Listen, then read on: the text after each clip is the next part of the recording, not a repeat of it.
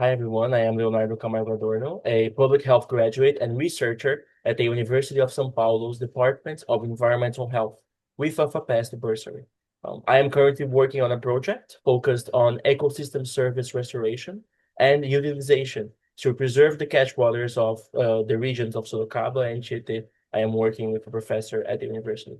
Um, that's Adelaide Narducci. So today I'll be talking a little bit about the Climatic Dragon's Roar, which is an undergraduate research project that I did on my undergraduate course. And basically, it's a way to act on the deterrence of social and environmental health, sensitizing the collective about climate change and its consequences. Made by me and with the orientation of Michael Ackerman with the University of São Paulo Faculty of Public Health. So first things first, I think we could talk about just this game is about the difficulties urban cities face against all of the global warming enhanced disasters we've been going through, which include heat waves, cold spells, torrential rainfall, and all of that different uh, issues we have to go through. And of course, the thing is very important right now, taking into consideration everything that's been going on around the world. So these are a few of journals in São Paulo talking about how if you live in São Paulo, you're basically smoking 4 cigarettes. So we have a bit of an issue taking into consideration pollution, cold spells, and heat waves. And I wanted to make it so that people could feel that issue, so that people could connect with what's happening, and so that they could actually act on it. So I recalled a few of the different activities I had as a kid, where my PE teachers would ask me to get a plastic bottle and fill it with water so we could play a bit of a ball game with it. And I remember to this day that plastic bottles are recyclable. So I thought of a way of taking that idea of gamification and putting it into practice against climate change and taking into consideration the adaptation, the mitigation, and the development of new technologies against climate change and against what we've been going through in the urban environments. So I did a research where we developed a prototype, which is a 36 card game. I'll be Hmm. going a little bit through them as well. And I tested that game in the university and in the classroom as well with kids from 11 to 14-year-old players. And at the end of the research, but basically we went through the whole process of prototype development. So we needed to find a way to represent what the disasters were actually impacting.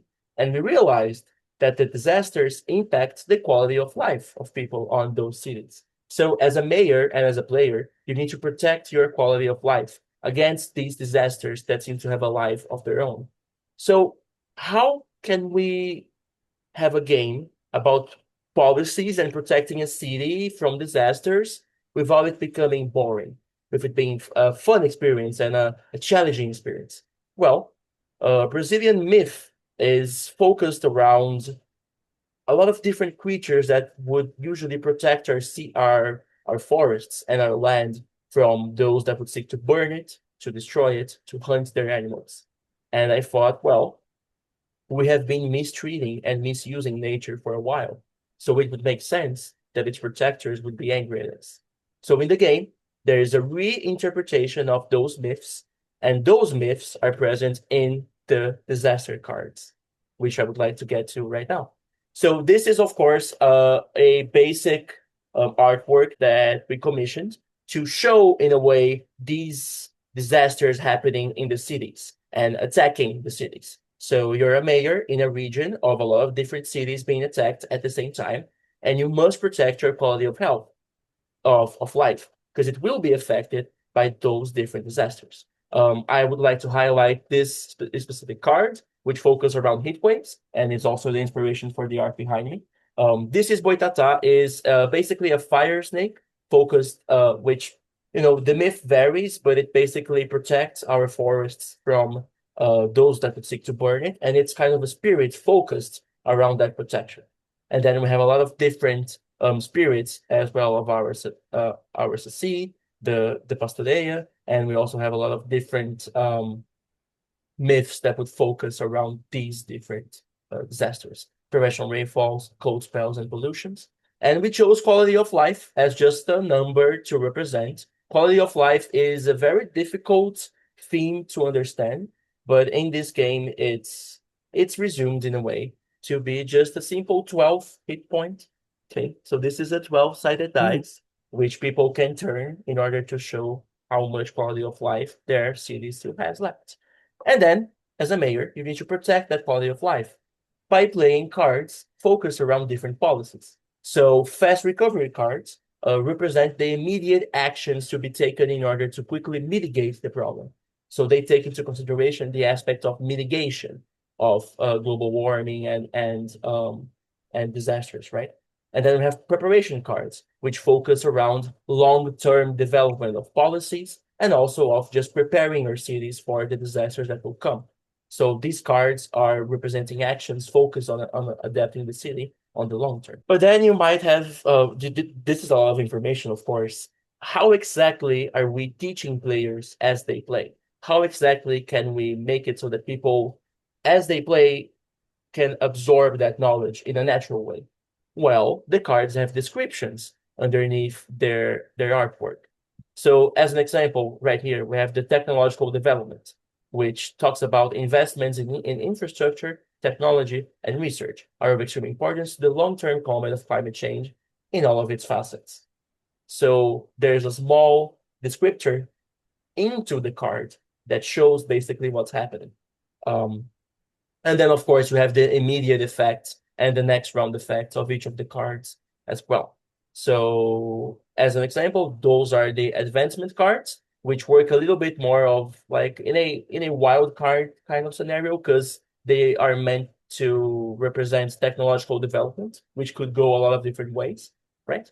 So they represent technological research and actions focused on political development for better combating climate change. And these are a few of the examples. And then we, of course, had to test the game. So this is me. I am testing the game in the University of São Paulo, specifically on a geosciences course. And these are the students that tested it. And then we had to find a way to see if the game was effective or not. So we used questionnaires asking the players about their knowledge regarding adaptation, mitigation, and research regarding climate change and how those different actions exist on those different spheres of influence, right? So this was our percentage of questions got right on the questionnaire on the first go before they actually played the game, which we had a 52.78%, and then we got up to 61.11%. This is only after one full round of the game actually being played by each of those players.